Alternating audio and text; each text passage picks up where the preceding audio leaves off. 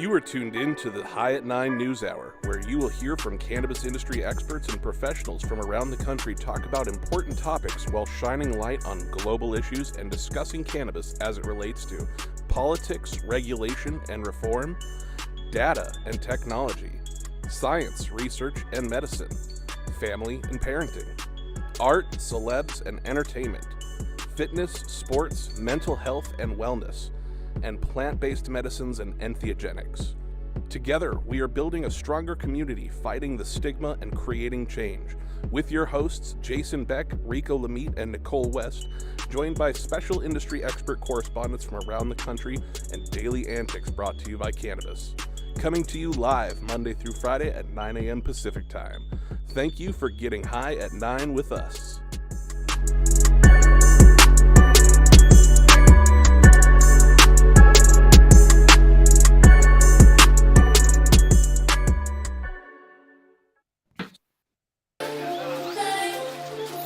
At True Classic OG, we live by one motto: stay true.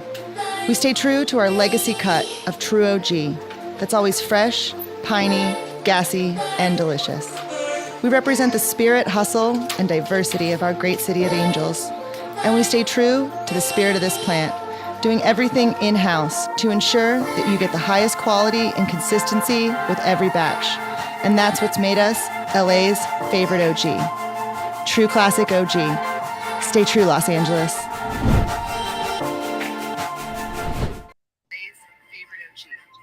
True Classic OG. Stay true, Los Angeles.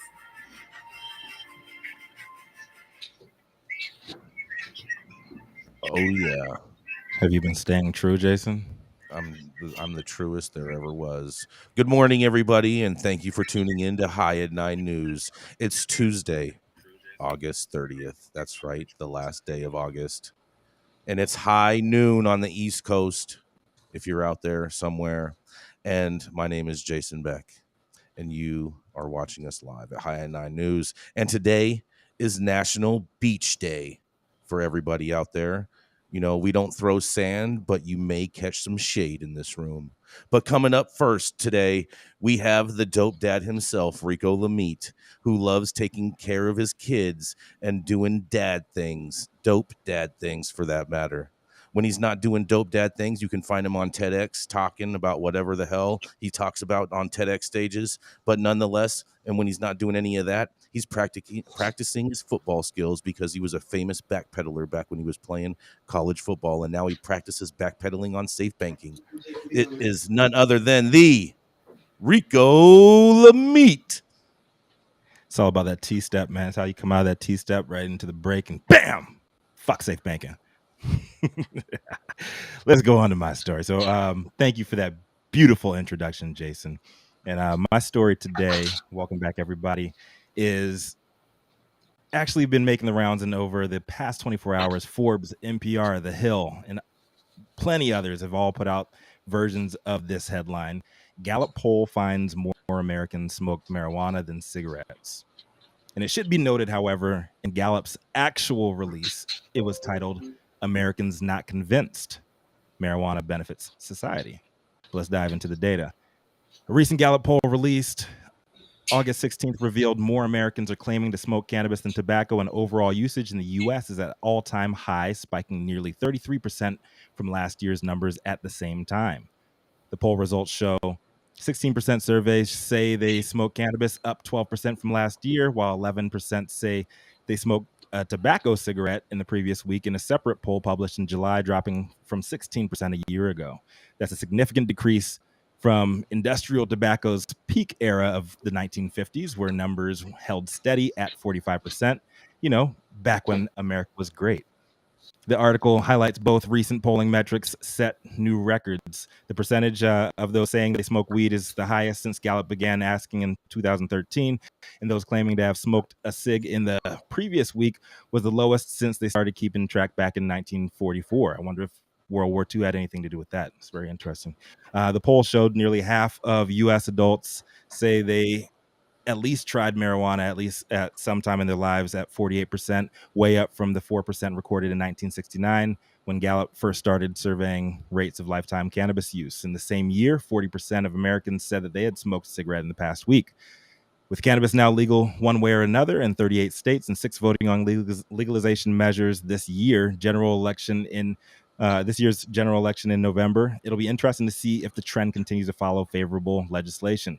Again, referring to Gallup's latest numbers, 68% of American adults are pro-legalization, tying the record high from last year. Young Americans smoke cannabis at the highest rate, with nearly a third under 35 confirming that metric. 16% of adults 35 to 54 do.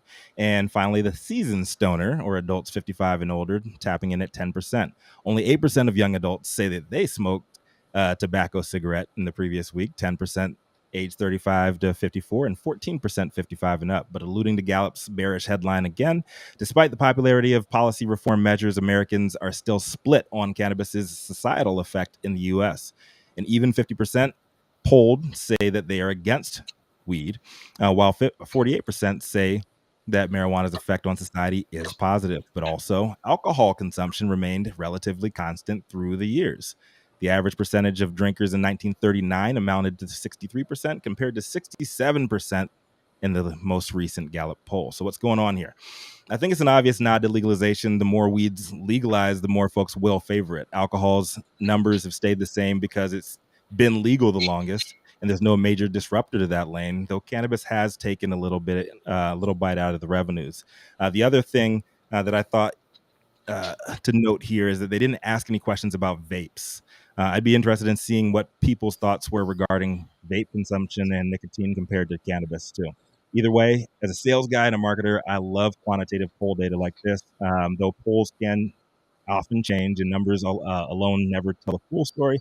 It can be used as a tool to help clients better position products, events, conversations at scale. I'm Rico Lamitte, dopest dad on the street for High at 9 News, and I'm very interested in hearing what everybody else has to say about this one. I'm super glad to hear that we're at a place that it's actually outnumbering, but I feel like it should be like a no-brainer, honestly. Like if the option between smoking cannabis and smoking a cigarette, like a cigarette does absolutely nothing for you outside of like tobacco, but I don't know. I think it's a no-brainer. I think this is exciting, but I think that trend will continue. I mean, I use cannabis to help quit smoking cigarettes and get off alcohol and cocaine. Like it all worked for me in all of my addictions in that part. But I stopped cold turkey. I know other people, it was a lot harder for them with cigarettes. But it's the only thing you get from those cigarettes are chemicals. you get a little buzz, but it's those chemicals that are causing it, not like the natural plant.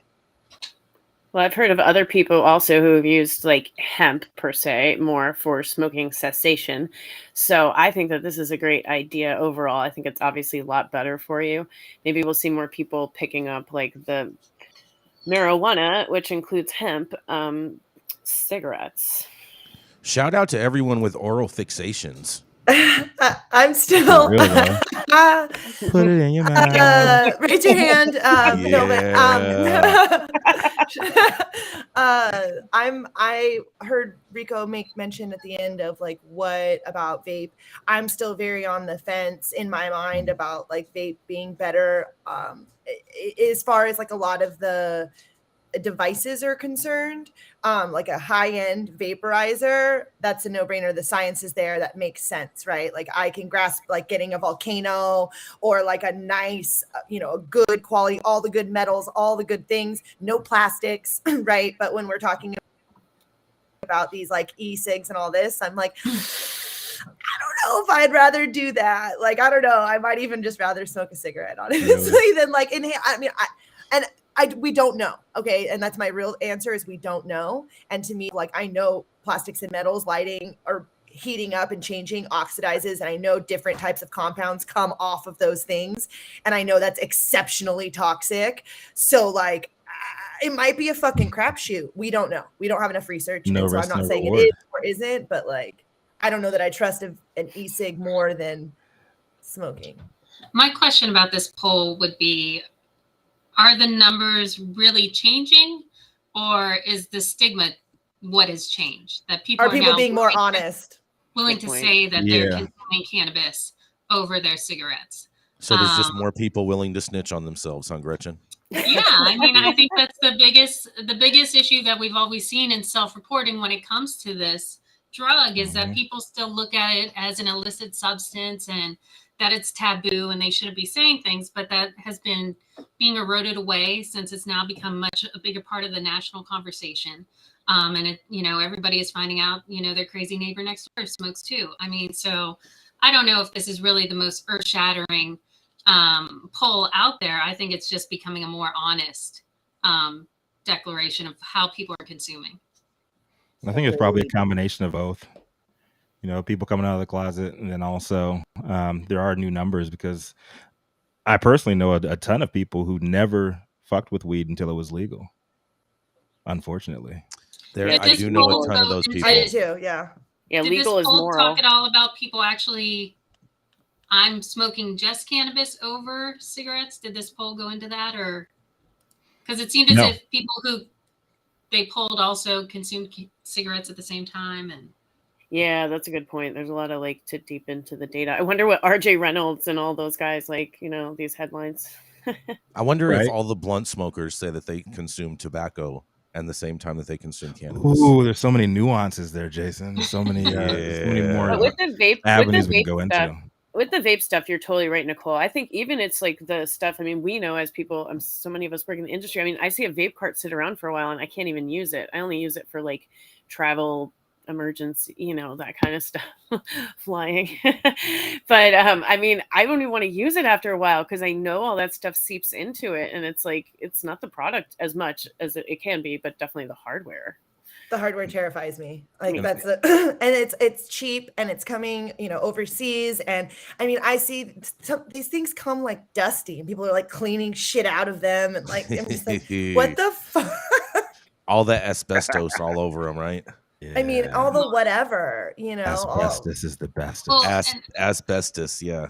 I hate to be the only defender of vape, but I know a lot of patients prefer to use vape. I think if you're using them from a reputable company that you trust in their product, you trust in I was how saying they're that, sourcing Gretchen. their I was saying material. that.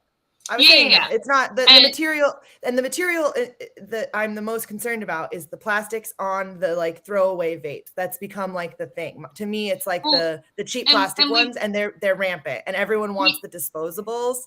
Yeah, disposables are garbage. People need to be really looking into investing in some better technology, and a few states are exploring these things. I know Colorado this year enacted legislation that's actually testing the vape that comes out of the fact that they haven't been is insane. The fact that they haven't been is insane. The fact that you're not happens.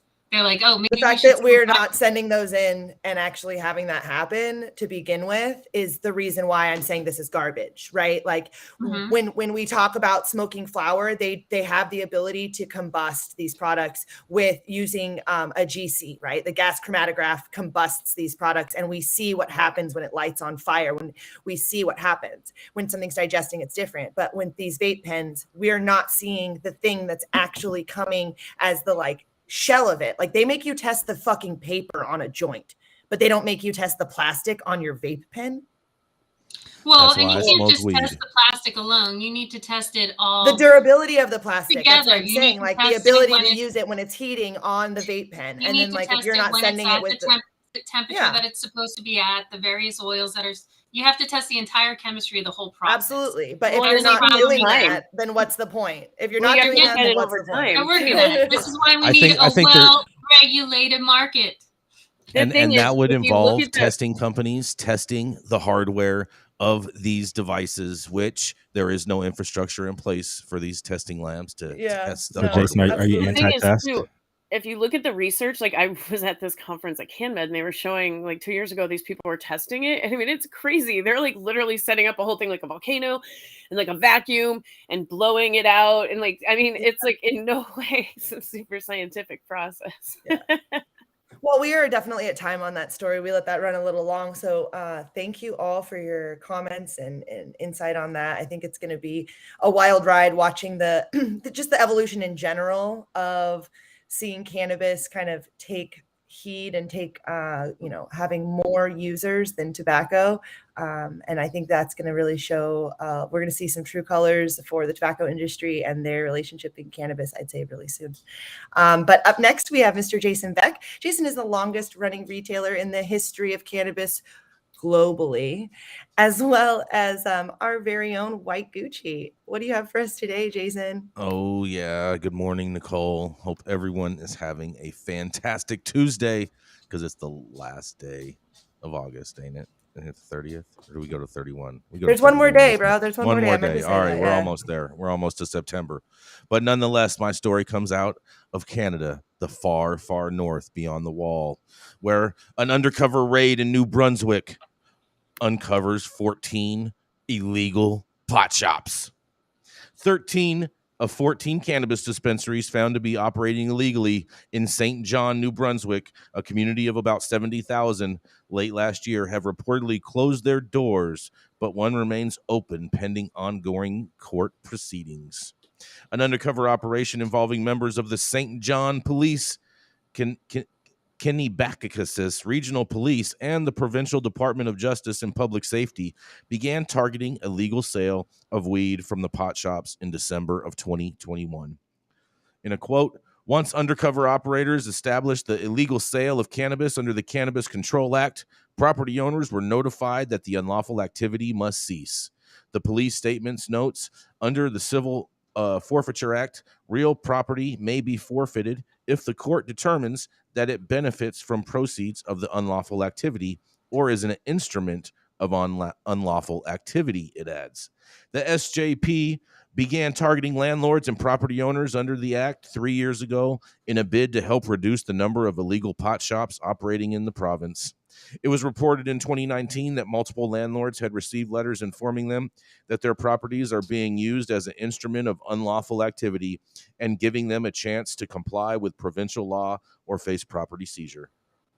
The police service has noted it will be releasing the names of the dispensaries or details about any legal proceedings, or it will not be releasing the names of the dispensaries or the details around any legal proceedings. Police have successfully closed some dispensaries, but others have remained open in different locations. And in a case last year involving a Windsor, Ontario pot activist who was found guilty of running a business that illegally and openly sold cannabis, the Crown sought a fine of $20,000, that's Canadian dollars, and forfeiture of everything, including cash seized during the related raids. At the time, the Crown argued forfeiture was necessary to deter others. Ultimately, a judge agreed to a forfeiture under order for more than $39,000 in cash and cannabis products that had been confiscating, according to the Windsor Star.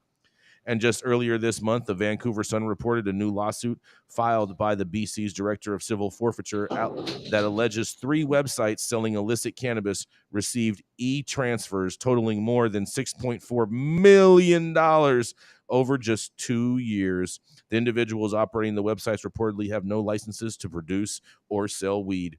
And as of August 8th, none of the defendants has filed a statement of defense and no one has been criminally charged, reports the Vancouver Sun.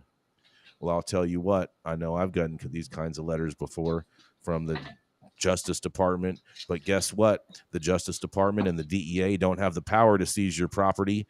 Only the Office of the Attorney General does. I'm not sure how that all works in Canada, but I'm sure it's some boofed up bullshit of how they're able to fucking confiscate shit in Canada, because that's what they do. They confiscate bullshit. And this is Jason Beck reporting for the High at 9 News Hour.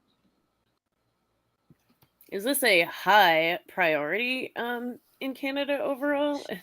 I mean, apparently, I never knew that there was illegal stores in Canada until we did a story a few weeks ago, and I learned of this, and so I thought it was extremely timely to talk about the closure of illegal trap shops in Canada.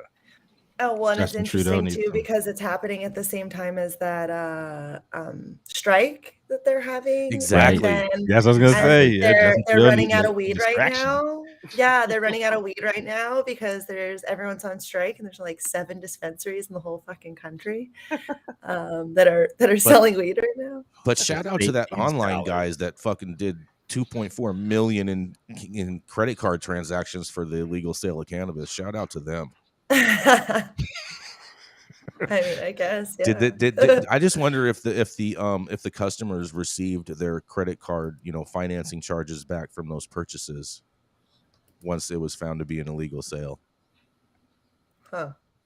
You mean the one that was like Skittles and Mars, or was like Mars company? I would say no. I would say definitely not. Yeah, I'm going to agree with you. you. I don't think they did. I think they just got their bank account seized and became a fish out of water. Do you think, how I think a week ago we had the one where Mars was suing because of Skittles and they did all the undercover stuff? Yeah. You know that one? Do you think that this is related to this? Is that what you're saying? No, no, not at all.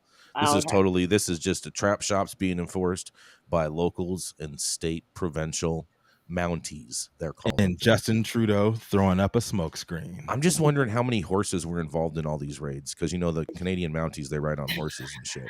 It's probably less than 2,000 mules at least. Definitely less than 2,000 mules, without a doubt. Well, it's hay. It must be hay. Hay is for horses. So maybe. All right. Let's go to our next story. We don't need to talk shit about Canada anymore. I love Canada. I love Canada. We love America's you, Canada. Oh, Canada. Blame Canada. Come on. Blame Canada. Come on. Stop, guys. We're done. I believe we should blame Canada for everything. We love you, Canada. We love you, Allie Muffins. I know you're out there, brother. All right, so she's a biz, ag, and efficiency specialist with over 12 years industry experience under her belt. And she's also got enough trivial knowledge to have once been called jail Google by fellow inmates while locked up in Colorado. Coming to the stage next, you know what time it is. It's time for that bullshit bussin' general data bitch herself, Nichole West. What you got for us? Good morning, everybody. Good morning. Thank you so much for the lovely introduction. Thank you, everyone, for joining us today. My story is coming out of The Capitalist, the news service of Florida, and it is dosage and supply rules finally set for smokable marijuana, edibles, and other medical applications. So in Tallahassee, Florida health officials have released highly anticipated rules setting THC dosage amounts and supply limits on products that doctors can order for medical marijuana patients.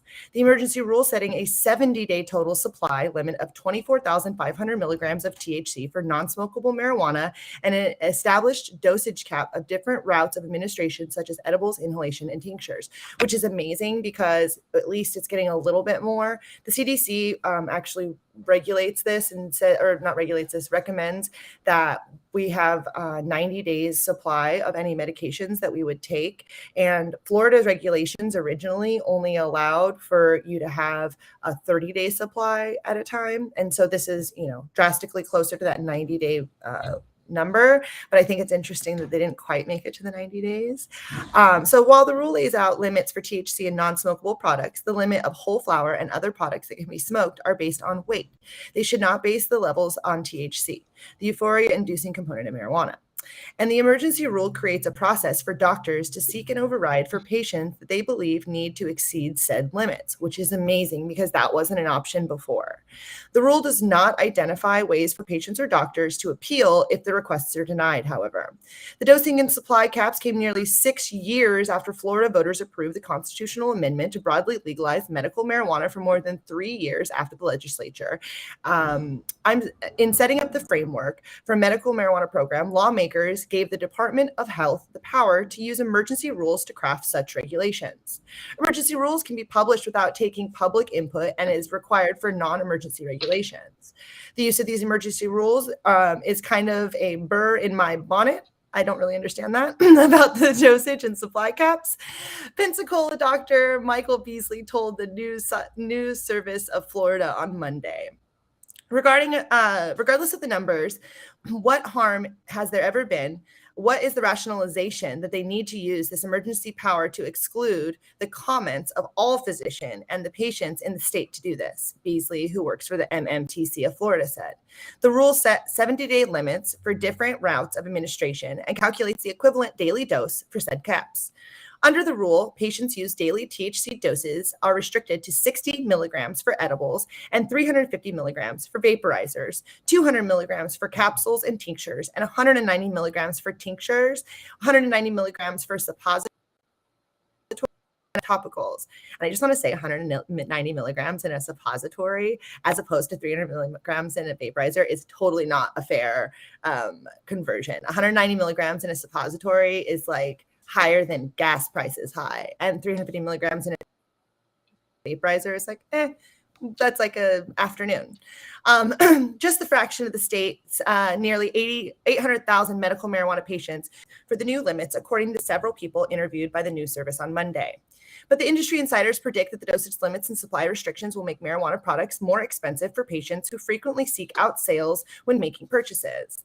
The dosage limits could also prevent patients who purchase products that don't work well for them from being able to buy replacement products within that 70-day window, which is so true and something that like I didn't really think about until I read this article. The ability to change something out, you don't even have that there. So patients can use the instructional guides and calculators provided by the Office of Medical Marijuana to use and determine how much that they have purchased, which that's fucking insane. Like you have to go through this process and be like, how much did I buy on the window of like what Florida thinks how much weed I should get is, and without the ability for doctors to comment, I'm a little bit like taken back by it being used as an emergency regulation. But I'm also glad that it's happening because as I said, it was at 30 days before. So currently, patients that are facing the new limits set shortly after that would legalize recreational use for marijuana in Floridians of 21 and over. Trulieve, the state's largest medical marijuana company, contributed $5 million in seed money to get that initiative aimed for the 2024 ballot. So I really think that we just have to get adult use out in Florida because they really are fucking this whole medical thing up over and over and over again. I don't think that the medical program has been run well as far as the patients are concerned. The only people that have gotten really any, good service in Florida as far as cannabis has been concerned are these MSOs and these already rich people and not the patients who actually need it. So I'm a little concerned. I'm a little disturbed, but I am glad that we moved from 70 to 70 from 30. And I'm Nicole West, getting high at 9 with y'all. I'm curious what everyone has to say. I mean, Yeah, all that's- these. Florida. Wow. What happened to Nikki Fried I mean- after she lost? After she lost last week, is she just out of the fucking conversation altogether now? I mean, she's still the director of agriculture. But this is Yeah, but only totally for a short whack. time. Like, who is like back to the to the patient side on this? Like, this Yeah. is completely whack. Like, who's going to tell you can only have 190 milligrams in your suppository or this other stuff? I mean, Bullshit. that is insane. I feel like that's like HIPAA So- violation, and like, sorry, this makes me so frustrated. It just goes to show like insanity yet again, going all the way back to that 0.3 THC. Like, we have no idea. We throw this crap on there, and it'll show in my story. Everybody just goes to wreck because of that. The fact that it was Basically, all 30 this days, does. that was crazy. All this And, like- does is fuel an illicit market that is already running rampant in Florida. Yeah, and you it's just sad. that's Bad news essentially a bears. cap. That is a And cap. especially in a medical market as they prime themselves as probably being the top medical market in the world, maybe with Florida, with all Based those off old revenue. people down there. Yeah, Based off revenue. I'm just saying, like all those old people down there. You have all the snowbirds that go down there Wait, and everything. You're gonna have a huge consumer Yeah, market. Nicole, it sucks. Hold on. cock. We have Roz chiming in on Clubhouse. What do you have to say on this, Please, Roz? Roz. No, like being that I am in Florida right now, I am a Floridian and been here since the start. This has been a microaggressive approach from our legislators from the start. I can tell you when the first bill came up to be actually going through different House and Senate committees, you had just insane things. I don't know if you guys remember, but it was like every 90 days you had to go back and get recertified. And so the fact that this is just now getting cleared up is just indicative of how Florida wants to be so progressive, but yet be antiquated in the way that we rule and how we promulgate the rules for this program.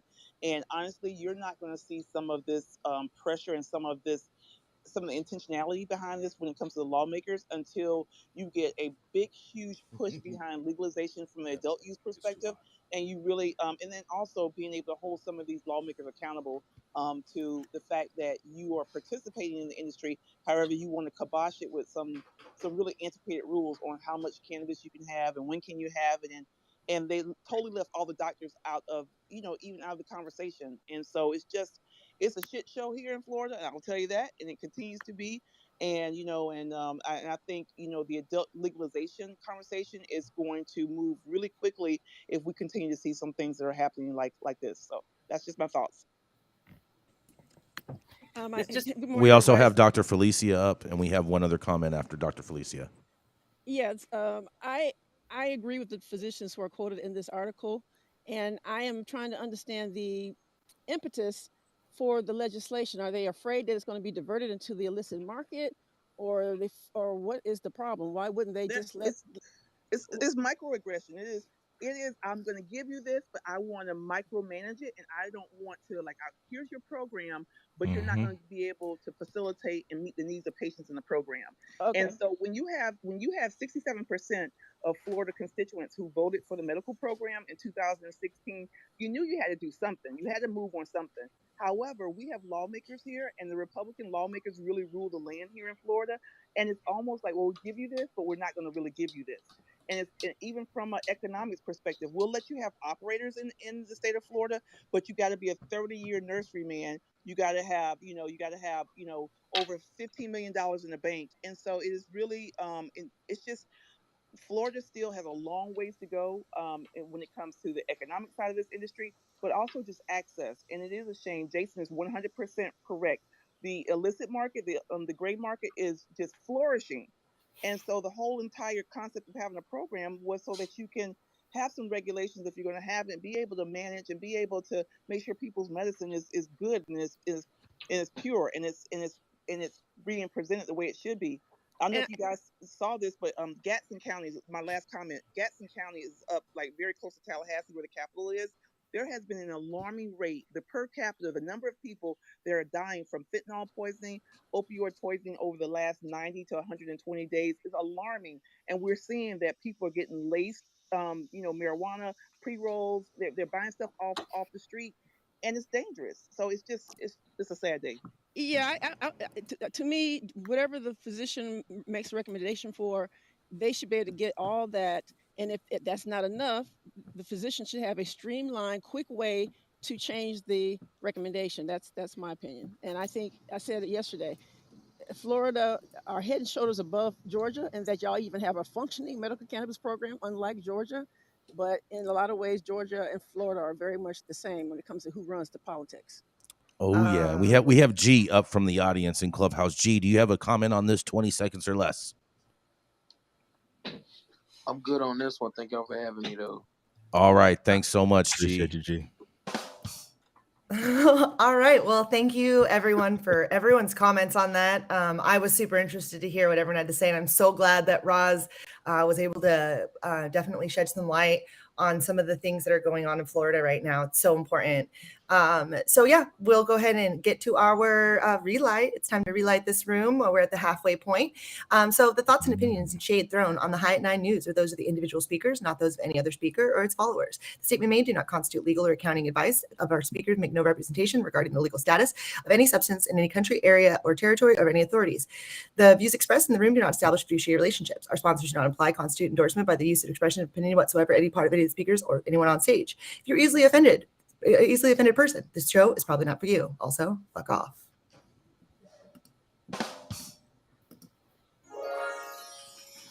Flying into LAX and you want to taste some of the best weed in the world?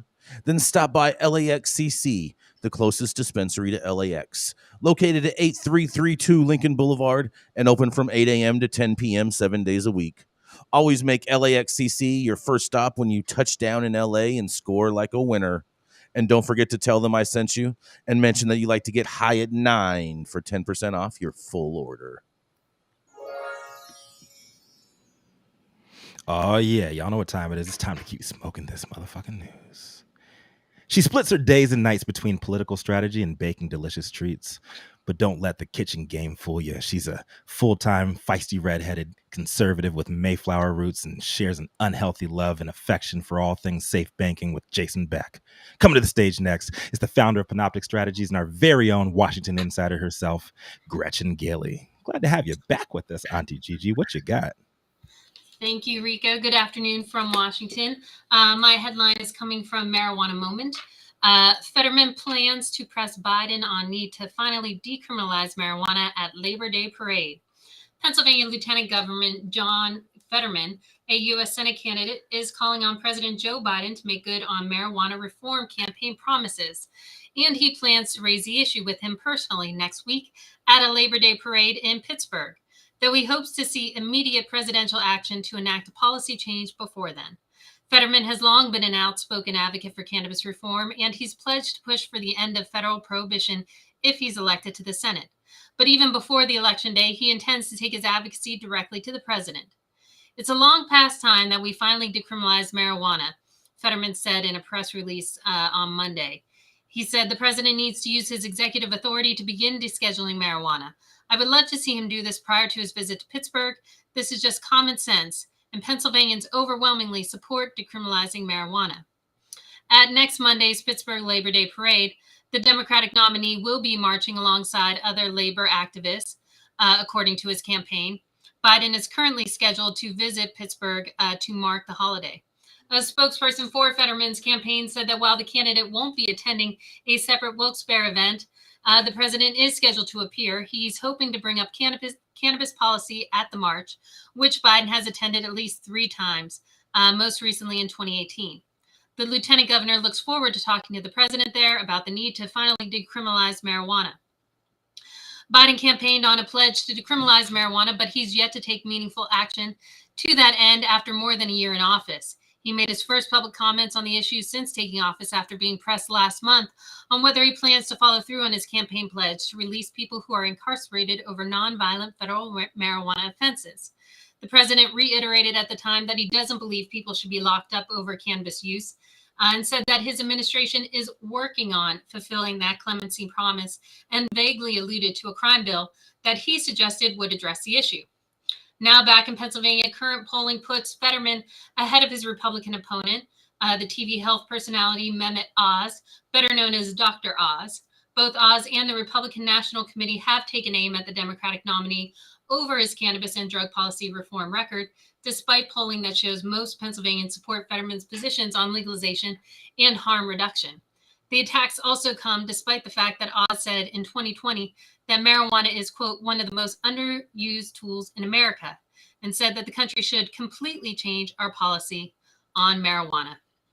While I applaud Mr. Fetterman's efforts, I think they are going to fall on deaf ears when he brings this up to the president next Monday. I don't think this is going to go very far. I don't know how far Fetterman's campaign is going to go. If anyone has been paying attention to what Fetterman's been doing in Pennsylvania, 2 weeks ago was his first appearance since the election, which he suffered a stroke a few days out. He has so far not gotten back to Mehmet Oz on plans to debate him. I think that they are greatly hiding health concerns of Fetterman, and I don't know if he is going to make it to Election Day. I'm sure they will tie him up in the basement just like they did with Joe Biden and try and get him passed so the Republicans can get, or so the Democrats can try and get a win in Pennsylvania. But when it comes to cannabis, I don't think it's going to do a damn thing for us. This is Gretchen with High at 9 News. Gretchen, you are 100% right. The only thing John Fetterman could press is the nurse's call button while he's staying in the hospital. That's the only thing that he's pressing. Oh my Jason. I mean, and regardless of his health, I mean, the whole campaign has just been ridiculous. They're currently in a fight over crudité. I mean, that is how stupid the discussion and policy has been. That's a legitimate gaffe, though, when you're trying to connect with the people, is it not? What? Are you too smart to use the word crudité? That makes you I've never fucking unapproachable. You don't have a never used crudité? What, have you never had charcuterie and a little crudité? Yeah. I mean, come on. I love charcuterie boards. I know charcuterie. I don't know. I mean, you've never heard of crudité is I know Pootie Tang. Yeah, I know Poo-Tang too. Yeah, Poo-Tang and crudité. They kind of go together. It's Pootie Tang. Yeah, but if you know that area, they do not like eat that kind of stuff. Like my family lives My there. mother raised me on plenty of crudité at Thanksgiving because she wanted me to be cultured and smart and not look like a moron when I left Pittsburgh as an adult. Did you say that they don't eat Poo-Tang? They don't eat Poo-Tang in Pennsylvania? Good job, Mama. No, they eat like pierogies. Poontang pie is not what you cook. All right. I would love for this campaign to get back to actual policy discussions and not this stupid bullshit. That's right. That's why we're going to have Dr. Oz as the next senator of the great state of Pennsylvania. It'll never get back to that if you have Mehmet Oz at the head of at the top of the fucking campaign. Hey, but maybe he was saying. It's like Donald Trump. It's never going to be about issues. It's going to be about the crazy shit that's said and the gaffes that are fucking. I was just going to say that. I'm like, Gretchen, don't you think that's kind of like the unfortunate part of what's happening to your world in general, politics in general, with like the way the media and everything has become such a part of like the play. It's the play now. It's like it's always been a song and dance, don't get me wrong, but now it's like we're looking at these analytics and we're like, oh, you have to use this word 17 times because like this Facebook website says this, and so you're like becoming something that's so inauthentic, and that's my main point. It's like, don't you think I think what's going on in politics nowadays is politicians are so focused on the lowest common denominator. Nobody is interested in elevating the conversation because then you look too smart. You don't look approachable. You don't want to have a beer with them. Frankly, I don't want to have a beer with a president who talks about carrot sticks. I want a president who fucking knows what crudité is. I want the president to be smarter than me. I mean, I don't understand why y'all didn't like France. Agreed. I almost feel like it should be unrelatable. The president should almost be unrelatable. Unfortunately, Gretchen, most Americans are well entertained, but not that educated about what's really important. They're the most entertained people on the planet, but the least informed. Big facts, Doctor. I don't know. I think people that don't have the internet are probably less informed than most Americans. Either way, I think Fetterman's going to be shouting into the wind in the Labor Day parade, and hopefully Biden will be able to understand his slurred words. We'll see. I'm going to tell Jason in the nicest way possible. You don't live in a place that's most of America, so eat those words, because that's not true. I do live in most of America. No, you don't. You don't. Most of America is like everything from in the middle of the coasts, and there's a lot. The internet has not given everyone the ability to be informed. The average family it's given them the ability, but they aren't. The average family of four in Pennsylvania makes $50,000 a year. I mean, that's no one here probably relates to that. I mean, bringing home $50,000 for a family of four. And so I can understand why the discussion is between carrot sticks and crudité, but it's like, come on, people. People also understand common sense. They understand medicine versus a drug that is. I think there's a way to speak to people where you're not talking down to them, but you're relating to them. And like Obama did, right? I hate Obama's guts more than life itself. Why? We're done. Hold on. We're done. We're at time on this. We're not going down that rabbit hole. As I sip my Republican tea. That man could talk to people. I have no problem with Obama's game. He could relate, and that's what we need. Bill Clinton could relate. Thank you so much for that story, Gretchen. That was an amazing story. Thank you, everyone, for your comments. Definitely fun conversation. We will. Yep, exactly. We will go ahead and hop to our next correspondent, who is coming to us from Clubhouse, Roz McCarthy. She's an internationally recognized industry boss lady and has held shit down for 6 years as the founder and CEO of M4MM, and now the head honcho over at Black Buddha Cannabis and the ultimate lifestyle brand. Roz, what do you have for us today? Good morning. My article is coming from The Stranger, and this is by Hannah Craig. And this is actually coming from Seattle. This is news out of Seattle, Washington. And we haven't heard Washington State in the news lately, or it's been a while, in regards to equity. And they're one of the first states to come online with legalization. So it says, Black business groups, unions split over cannabis equity task force. Guess which council members side with which interest groups? So when it returns from recess next week, the Seattle City Council plans to vote on 3 bills in Council Member Teresa Moscada's long-awaited cannabis equity package. While the council found agreement on most of the bills, a dispute over two amendments pit black business groups against labor and split the council along familiar lines. In response to the disagreement, Council Member Sarah Nelson, with help from Council Member Alex Peterson, may bring back a failed amendment to force the council to take a stand on whether it believes unions pose a threat to small business owners. What does cannabis equity look like? Mosqueda has spent months working with the United Food and Commercial Workers on the cannabis equity policies the union proposed in January.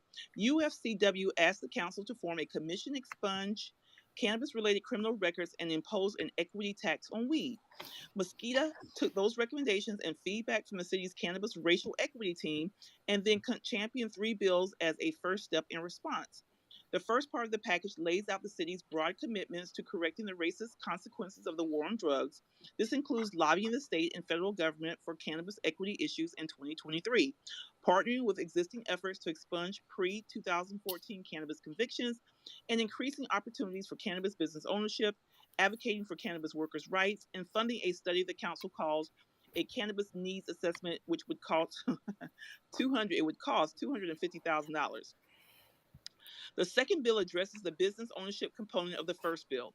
It would establish a citywide social equity cannabis license, which would waive the annual fee for eligible business owners.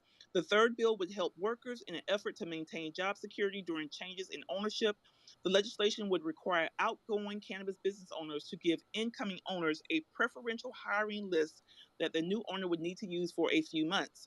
The council passed the last two bills without a hitch, but Nelson and Peterson took issue with one small component of the broad brushstrokes bill, the anxiety of union influence. And so again, Mosqueda and Nelson disagreed on the kinds of organizations the council should ask the mayor to choose to conduct the cannabis needs assessment, the one that's paying out $250,000 for a needs assessment.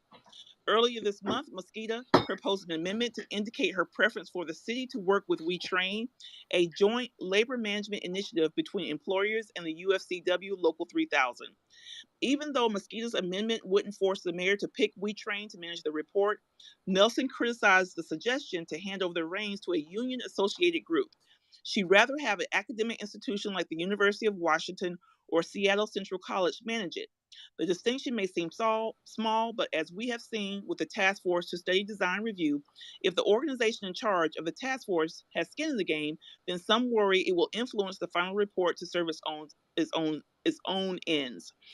Wrapping up, Black business groups, unions weigh in. In public comment, Nelson found support from the Black Excellence Cannabis, which advocates for equal Black ownership in the cannabis industry, and also the Washington Build Back Black Alliance, a group of Black nonprofit executives and business owners. So this article continues to go on, and it seems like there is I will just tell you this. I paused when I saw that the UFCW is weighing in and giving direction on what does equity look like and where we should go. That was number one.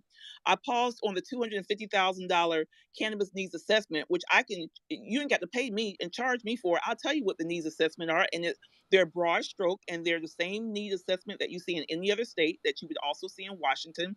And so it's just a matter of, these different groups are being pitted against each other, and I'm just concerned about what the final outcome will be. This is Roz McCarthy signing off for High at 9 News. I would love to hear your feedback. Roz, isn't it amazing the exorbitant fees that unions want to charge for absolutely nothing? For nothing.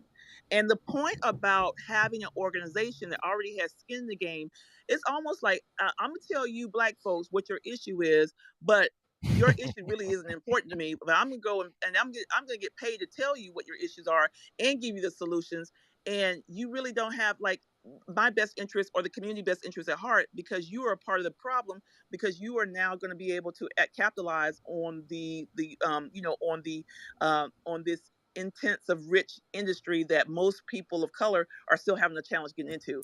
So I don't know. It's just like the most absurd, crazy. So Roz, I've got I love you covering this one, because I agree wholeheartedly that they're speaking out of fucking turn, and that's black folks' business.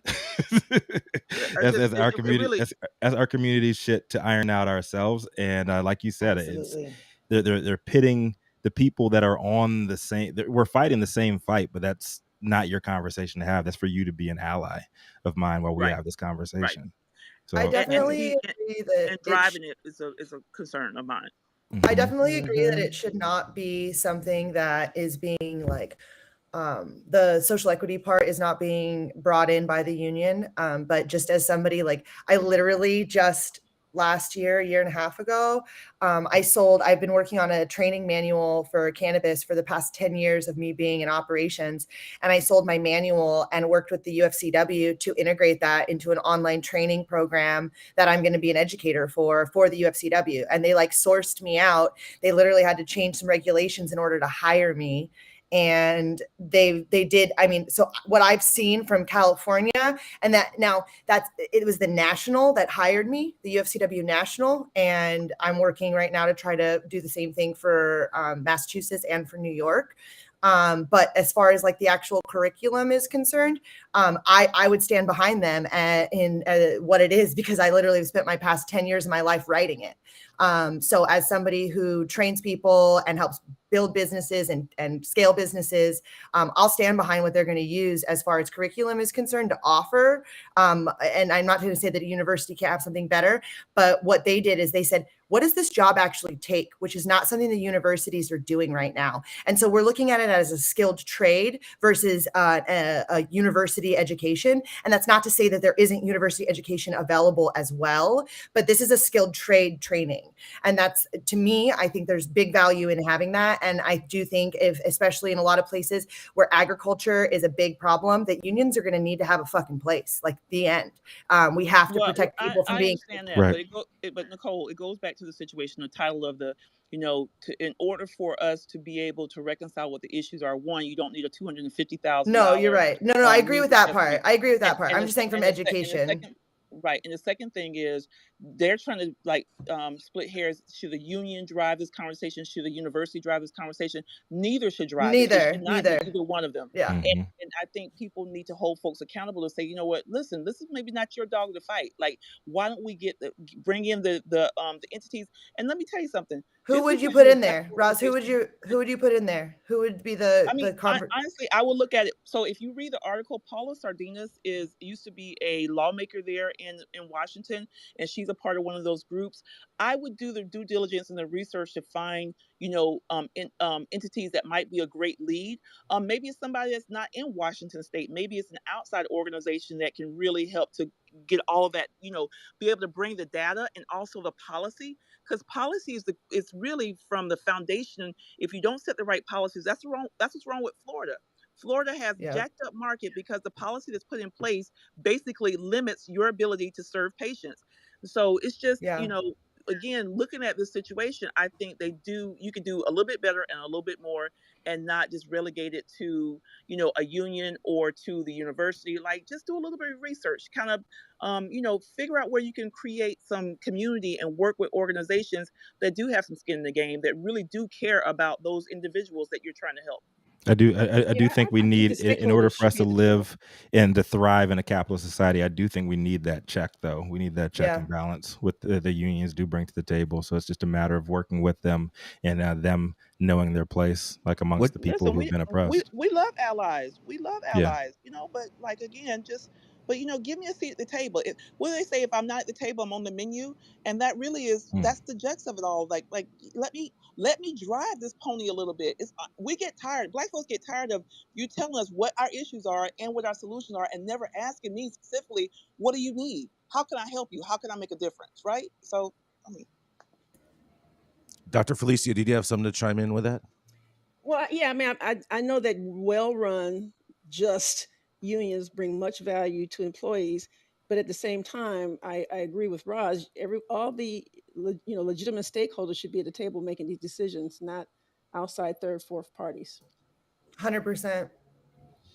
All right, let's roll on to the next one. Our next correspondent does it all. She's a patient plant medicine advocate and the founder of Purple Plant Magic. On top of being Roz McCarthy's right hand on the left coast for M4MM, she's also the encyclopedia.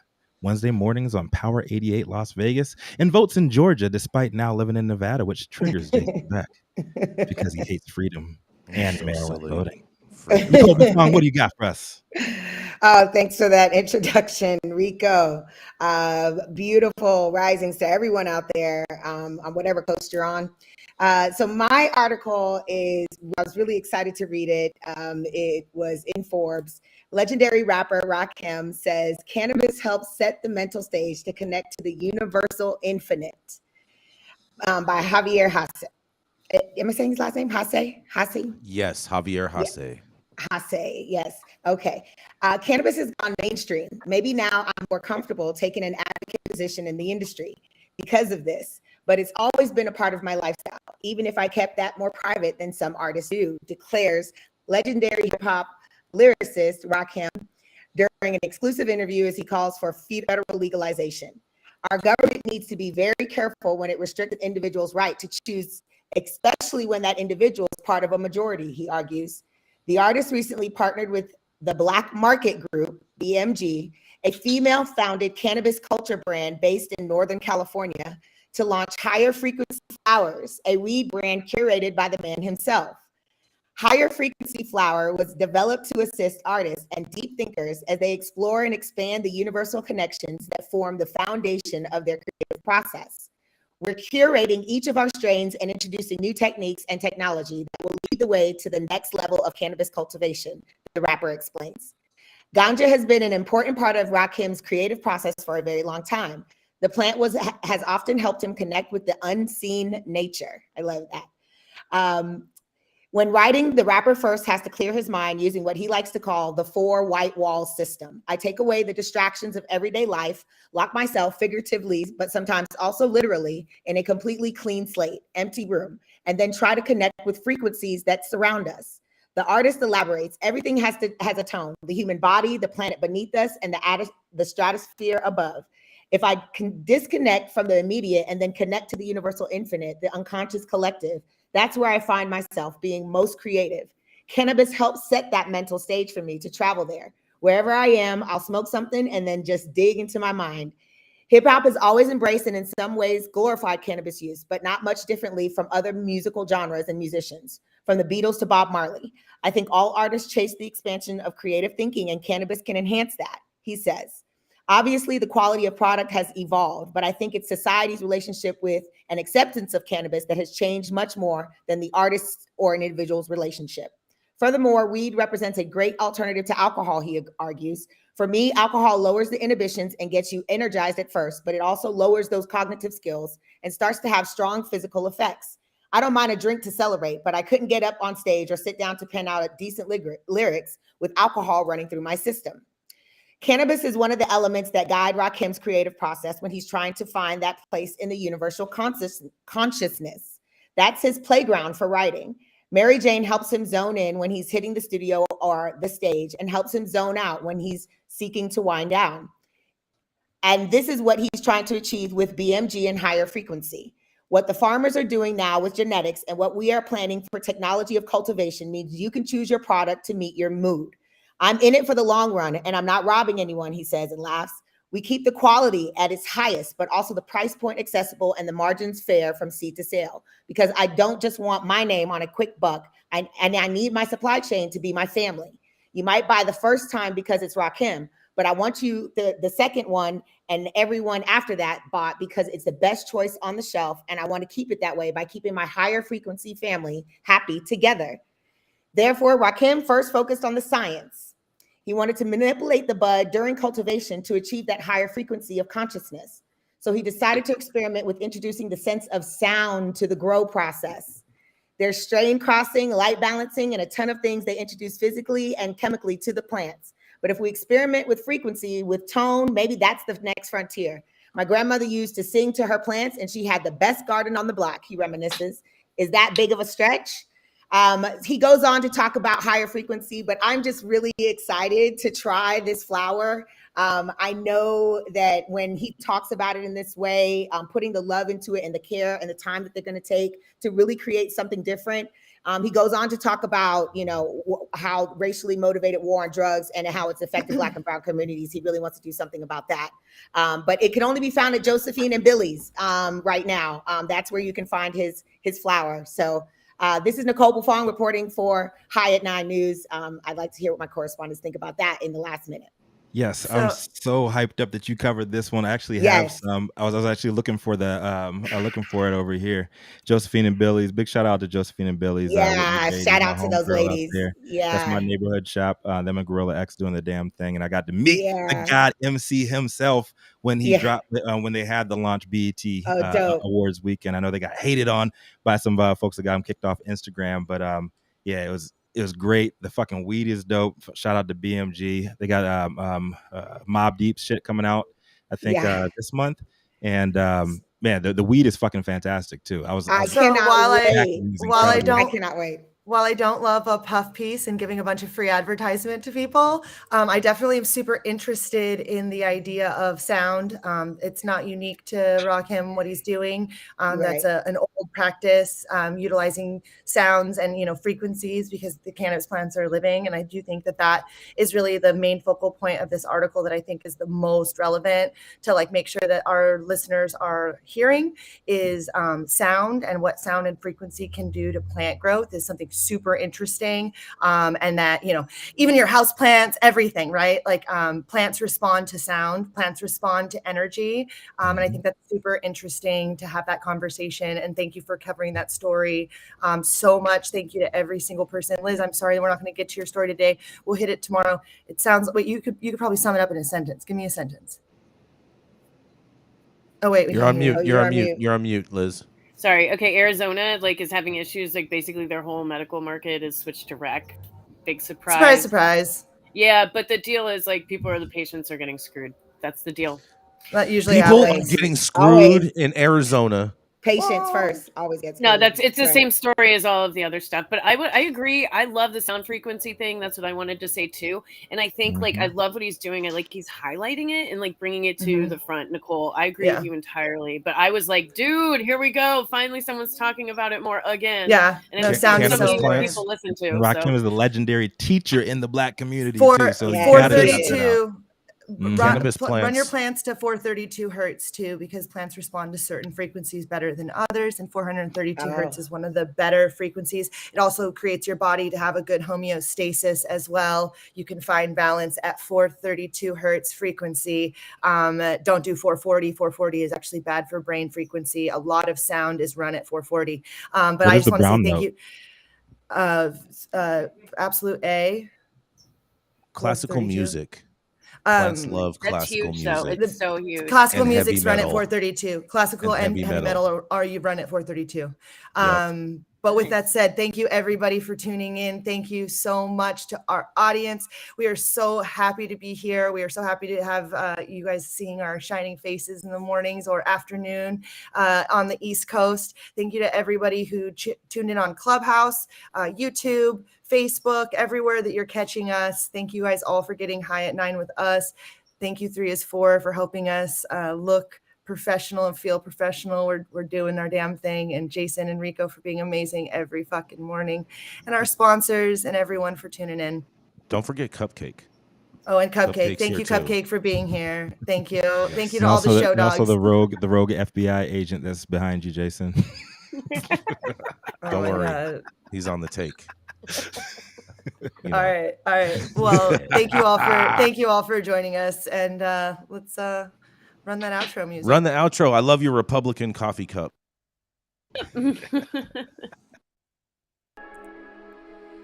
You are tuned in to the High at 9 News Hour, where you will hear from cannabis industry experts and professionals from around the country talk about important topics while shining light on global issues and discussing cannabis as it relates to politics, regulation and reform, data and technology, science, research and medicine, family and parenting, art, celebs and entertainment, fitness, sports, mental health and wellness, and plant-based medicines and enthogenics. Together, we are building a stronger community, fighting the stigma and creating change. With your hosts, Jason Beck, Rico Lamitte, and Nichole West, joined by special industry expert correspondents from around the country and daily antics brought to you by Cannabis. Coming to you live Monday through Friday at 9 a.m. Pacific Time. Thank you for getting high at 9 with us.